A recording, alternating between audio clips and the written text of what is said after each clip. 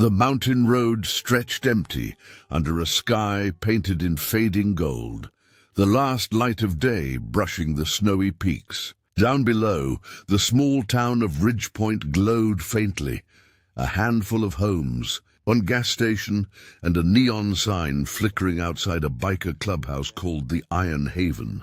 Inside, laughter mixed with the crackle of old vinyl rock. But outside, on that lonely stretch of road, an elderly couple moved slowly through the dusk, their hands clasped tightly together. Before we start this story, tell me, where in the world are you watching from? We love seeing how far these stories travel. And if you enjoy our stories, please consider subscribing to our channel and don't forget to hit the hype button. Henry and Marjorie Whitlock had been walking for miles. Their old pickup had died 10 miles back, and with no cell signal, they'd chosen to walk toward the faint hum of distant engines. Marjorie's breathing had grown shallow, her lips pale. Henry's walking stick sank deep into the gravel with every step. "Just a little further, sweetheart," he whispered. "I see lights up ahead." By the time they reached the edge of town, the temperature had dropped sharply. The couple stopped outside the Iron Haven, the faint sound of laughter spilling into the cold air. Marjorie leaned against the wall, whispering through trembling lips, "Henry, I don't think I can walk anymore." He brushed snow from her shoulders and looked at the sign above the door. A skull, wings, and the words "Hellsangels," Chapter 63. He hesitated. Then he knocked inside. The room fell silent, the kind of silence that carries weight. Boots stopped tapping. Pull cues froze mid-strike. The heavy door creaked open, and the cold night poured in. Every head turned toward the doorway, and what they saw wasn't a rival gang or trouble. It was an old man holding up a frail woman, both covered in frost. Henry's voice was quiet but clear. "We can't walk anymore. Can we stay one night?" For a moment nobody spoke. Then Rex Dalton, the local chapter president, a mountain of a man with a grey beard and a heart that no one outside the club really knew, stood up slowly. His voice rumbled like thunder softened by compassion. "Get them by the fire," he said. "Now," no one argued. Two bikers, Hawk and Trigger, moved fast, guiding the couple inside. The heat hit them like mercy itself. Marjorie's legs buckled, but Hawk caught her gently, his tattooed arms surprisingly careful. Rex took one look at her blue lips and barked, "Blankets, hot tea now!" Within seconds, the Angels, men who the town whispered were outlaws, moved with military precision, wrapping the couple in warmth, setting a chair by the fire. Marjorie whispered, "We didn't mean to intrude." Rex crouched beside her, voice low and kind. "Ma'am, you're not intruding. You're home till morning." As the fire roared higher, color returned to Marjorie's face. She reached out to Henry, who hadn't said much since they came in. His hands trembled as he clutched the mug Hawk handed him. "You boys part of that biker gang folks talk about?" he asked with a faint smile. Rex grinned. "Depends who's talking, sir. We call it family." The room softened with laughter. One of the younger bikers, Diesel, knelt by the fire, rubbing his hands together. "Where were you two headed this late?" Henry looked into the flames. "Our daughter's place. In Birch Valley. Haven't seen her in 3 years. She called last week, said she had a new baby. We were going to surprise her." His voice cracked. "But the truck gave up halfway. Guess it wasn't meant to be." The room went still again, but this time not from suspicion, from something deeper. Rex's expression shifted. He nodded once to Trigger, who quietly stepped outside. "Well, sir," Rex said, his voice steady, "sounds to me like that trip ain't over yet." As the couple rested by the fire, the Angels moved quietly in the background, fixing coffee, heating soup, draping extra coats over chairs. Jax, a tattooed biker with a soft spot for old country songs, tuned his guitar and began playing a slow tune. Marjorie's eyes fluttered open at the sound, and for the first time all night she smiled. Rex stood by the window, staring at the snow falling outside. His phone buzzed. Trigger's voice came through the static. "Truck's toast. Transmission's gone. But I got an idea, Prez." Rex turned, glancing at the old couple asleep by the fire. "Yeah? We could take them ourselves." There was silence for a long moment. Rex looked at the patch on his vest, the same one that had earned him judgment his whole life, and then back at the frail faces before him. "How far's Birch Valley?" he asked. 80 miles, Rex smirked. "Then we ride at sunrise." Morning came slow, quiet, and silver. Frost covered the bikes like armor waiting for battle. When Henry opened his eyes, he saw men loading saddlebags with thermoses, blankets, and food. "What are you doing?" he asked, confused. Rex walked over, his leather jacket creaking, breath misting in the air. "We're taking you home, sir." Marjorie blinked. "Home?" "Your daughter's place in Birch Valley," Rex said. "We'll make sure you get there safe." "You two've done enough walking," Henry tried to protest. "We can't ask you to—" "You didn't," Rex interrupted softly. "We offered." Outside, the rumble of Harleys came alive, one by one, engines growling awake, echoing off the mountains. The sound was raw, powerful, unstoppable, the sound of loyalty. As the couple were helped into the back of the support truck, Rex mounted his bike, turned to his crew and said simply, "Let's show the world what real angels look like." And with that, the hellsangels roared down the frozen highway, leather, chrome, and compassion blazing against the cold. The convoy rolled out just as dawn split the horizon. 6 roaring Harleys and a support truck cutting through the mist like steel ghosts. Steam rose off the asphalt, the air sharp with cold and promise. Rex rode point, his jacket snapping in the wind, the words "Hell's Angels," Ridgepoint chapter blazing across his back. Behind him, Diesel and Hawk flanked the truck, carrying Henry and Marjorie, who sat wrapped in blankets, eyes wide at the sight of a dozen bikers escorting them like royalty. Marjorie whispered, "Henry, I never thought men like that would do this for strangers."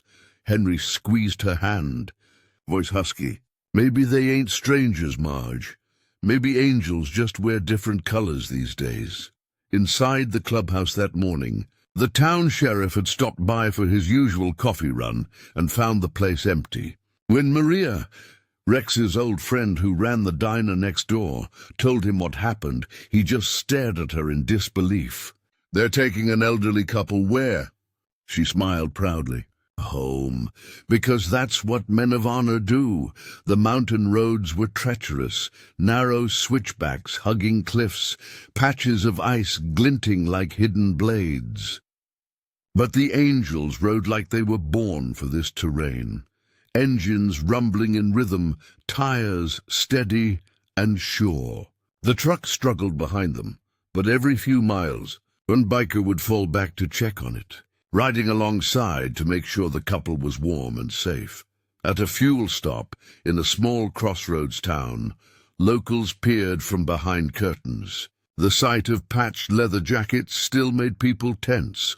But then they saw the old woman in the truck's passenger seat, smiling and waving, and the atmosphere changed. A teenage boy at the gas pump asked, "Ma'am, are they bothering you?" Marjorie laughed softly. "No, son. They're protecting me." The boy nodded, stunned, watching the angels as they refueled each other's bikes, shared coffee, and helped her husband stretch his stiff legs. By the time they left, every stranger at that station stood silently by the curb, watching the convoy disappear down the road, realizing they had just witnessed something rare, respect in motion. Halfway to Birch Valley, the convoy hit trouble. A rockslide had blocked part of the pass, massive boulders and twisted branches cutting the road in two. Diesel killed his engine, kicked down the stand, and whistled low. "Ain't no getting through that easy." Rex dismounted, surveying the wreckage. "We'll make a path. For hours they worked, men who could have walked away instead hauling stones, clearing debris, digging through ice with their bare hands. Marjorie watched from the truck, tears glistening in her eyes. She turned to Henry. "Look at them. They don't even know us." Henry nodded slowly. "They don't need to, Marge. They just know we need help. That's enough." By mid-afternoon, the road was clear. Diesel's hands were bleeding, Hawk's jacket torn. But the way they grinned at each other told the real story. Brotherhood forged in doing what's right, not what's easy. When the engines roared back to life, Marjorie whispered a quiet prayer of gratitude, not for rescue, but for witnessing goodness that the world too often forgot existed. As night approached, the sky burned orange over the snow-dusted pines. The convoy reached a ridge overlooking Birch Valley, the small town glowing below like a promise kept. Henry's voice broke when he saw the lights. "That's her town, Marge. That's our girl." They pulled over at an overlook to rest, and Rex brought over a thermos of coffee. He crouched by the truck window. "You ready to see her?" Henry's eyes shimmered. "I don't know what to say after all these years." Rex smiled faintly. "Say what matters." "I love you." The rest works itself out. Marjorie reached through the window, touching his rough, scarred hand. "You boys carry a lot of stories, don't you?" Rex met her gaze. "Yeah, ma'am. Some heavy, some worth the weight. But tonight, this one's worth more than any of them." The angels mounted their bikes again. Below them, Birch Valley waited, unaware that a convoy of leather-clad saviors was about to roll down its main street. The town was quiet when they arrived. People stepped out of diners and hardware stores as the rumble of Harleys filled the air. The angels moved slow, respectful, engines purring low as they turned onto Maple Lane, where a modest blue-painted house stood at the corner. Rex stopped his bike and killed the engine. The others followed, silence spreading like a tide. Henry gripped Marjorie's hand, tears pooling in his weathered eyes. "That's her place." One of the bikers jogged up the porch and knocked. Moments later, the door opened, and a young woman holding a baby appeared, tired, confused, then utterly still as recognition hit her. "Mom, Dad?" Marjorie broke first, sobbing as Henry helped her out of the truck. She stumbled toward her daughter, and they collided in an embrace so full of years, regrets, and forgiveness that even the bikers turned away to hide the emotion tightening their throats. Rex stood at the gate, helmet under his arm, eyes shining in the porch light. The young woman looked up and whispered, "Who are they?" Marjorie smiled through her tears. "The hellsangels, honey, but I call them angels for a different reason." The porch light flickered in the cold, catching on tears that refused to stop. Marjorie's daughter, Grace, held her mother as if afraid she'd vanish if she let go. Henry stepped forward, hat in hand, voice trembling. "Didn't think we'd make it, baby girl." Grace's lips quivered. "You shouldn't have tried." "It's freezing out there." Marjorie turned, nodding toward the row of bikes lined up under the street lamp. "We didn't make it alone." Grace looked past her parents, and that's when she saw them properly for the first time. Big men with road-worn faces and wind-chapped hands, jackets patched with the words "Hell's Angels." Yet there was no menace in them now, only quiet pride and relief. The biggest one, Rex, gave a small nod. Grace felt her fear melt into something else, respect. The baby in her arms let out a tiny laugh, breaking the silence. Diesel chuckled softly. "Smart kid. Knows good company when he sees it." Laughter rippled through the group, warm against the chill. Inside the house, the smell of stew and coffee replaced the cold air. Grace insisted they all come in, but Rex shook his head. "We don't want to intrude, Mom. Just wanted to make sure your folks made it safe." Grace frowned. "Intrude? You brought my parents home. You saved them." She pushed the door open wider. "The least I can do is offer a seat and a hot meal." One by one, the angels stepped inside, boots thudding softly on the wooden floor, steam rising from their jackets. The house felt alive in a way it hadn't in years. Henry sat with his grandson on his lap, laughing for the first time in months. Marjorie poured coffee with shaking hands, murmuring thanks she couldn't put into words. Rex stood near the window, watching the snow drift past the porch light. Grace walked up beside him. "I don't know what people say about you," she whispered, "but tonight I saw the truth." Rex smiled faintly, his eyes still on the falling snow. "People see leather and noise. They don't see what's under it, family." Outside, the townsfolk had started gathering. Word had spread fast. A dozen hellsangels had rolled into Birch Valley, not for trouble, but escorting an elderly couple home. Neighbors who'd once crossed the street to avoid bikers now stood in awe, watching through the frosted windows. At the gas station across the street, Sheriff Miller holstered his sidearm and shook his head. "I've seen them raise hell," he muttered, "but never raise hope." Back inside, laughter filled the living room. Hawk balanced the baby on his massive arm. Diesel played peekaboo, and Marjorie wiped tears from her cheeks. Grace stepped back, taking in the scene. Men who looked like outlaws, acting like protectors. Then Henry raised his mug. To the brothers who didn't have to stop, but did. To men who reminded an old fool that kindness still rides the open road. The bikers lifted their cups in quiet salute. The clink of porcelain and metal sounded like a promise. When it was finally time to leave, the night was calm and clear. Grace wrapped a scarf around her mother's shoulders, then turned to Rex. "You sure you won't stay the night?" He smiled. "We've got a long ride ahead, ma'am.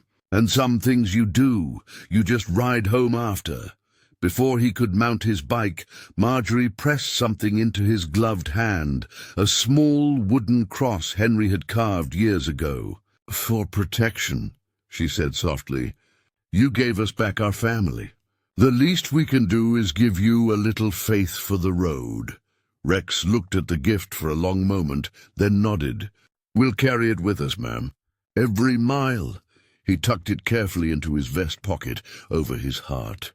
Engines roared to life one by one, chrome catching the porch light. Neighbors came out onto the street, some clapping, others simply standing in quiet wonder. Grace held her baby close as the angels rolled out, headlights glowing like a river of fire cutting through the dark. They rode in silence for miles, the hum of engines echoing through the valleys. The stars burned bright overhead, no longer cold, but alive with warmth. Diesel broke the silence first. "Prez, reckon the world'll ever see us the way that family did?" Rex's eyes stayed on the road. "Maybe not, but that ain't why we do it." Hawk grinned beneath his helmet. "Then why?" "Because," Rex said quietly, "the road's full of people just trying to make it home. And if we can get even one of them there, then we're exactly what our patches say we are." Behind them, the mountains faded into darkness. Ahead, the road stretched endlessly, waiting. Somewhere out there, another story was already beginning. Another chance for the angels to prove that mercy still rides on two wheels.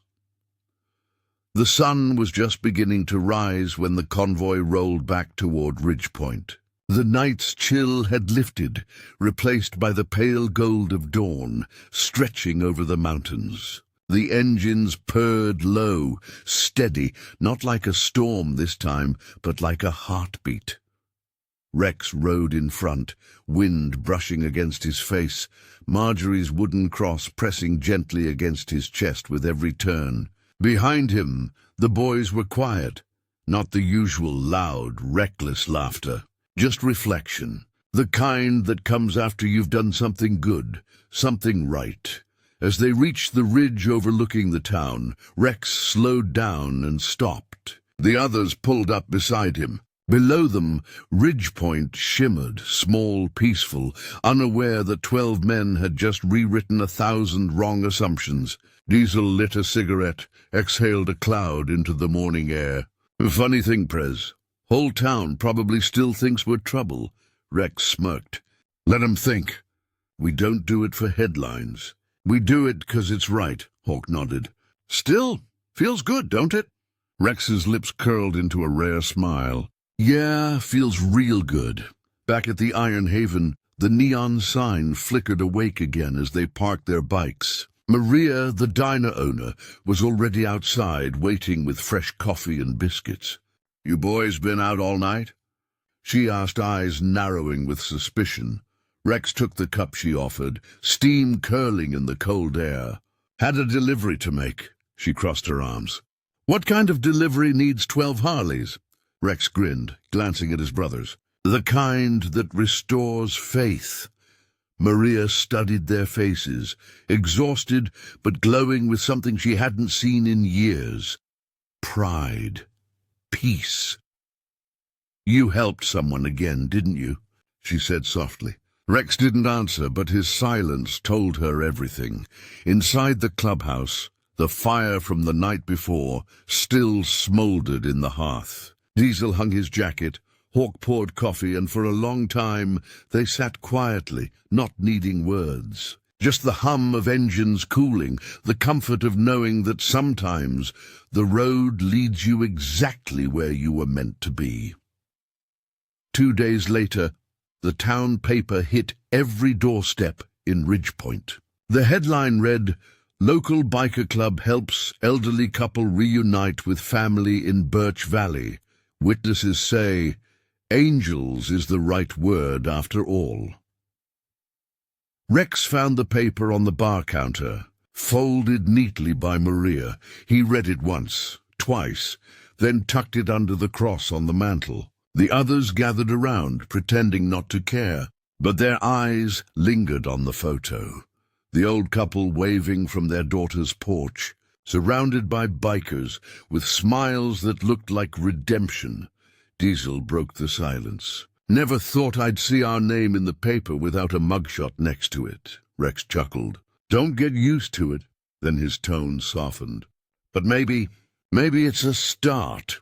He reached for the wooden cross, thumb tracing the rough grain. She said this was for protection, he murmured. Guess it worked both ways. That evening, as the sun bled into the horizon, the rumble of bikes echoed down Main Street once again. Only this time no one looked away. Shopkeepers waved. Kids on bicycles mimicked engine sounds and threw up mock peace signs. Even Sheriff Miller tipped his hat as they passed. The hellsangels had always been part of Ridgepoint, feared, respected, misunderstood. But after what happened, they became something else entirely, guardians of their town. Rex slowed near the churchyard, where the road widened and wind carried the smell of pine. He stopped his bike, the others following suit. From his pocket, he pulled out the wooden cross Marjorie had given him. He planted it gently beneath the sign that read, Welcome to Ridgepoint. Diesel frowned. Prez, you sure? Thought you were gonna keep that? Rex smiled faintly. I am. Just figured the whole town could use a reminder too. He turned the ignition, and the engines came alive once more. 12 hearts beating as one. Weeks later, word spread far beyond Ridgepoint. Truckers told the story on highways. News stations picked it up. Even rival clubs passed it along with quiet respect. The Hells Angels of Ridgepoint had escorted an old couple home in the dead of winter.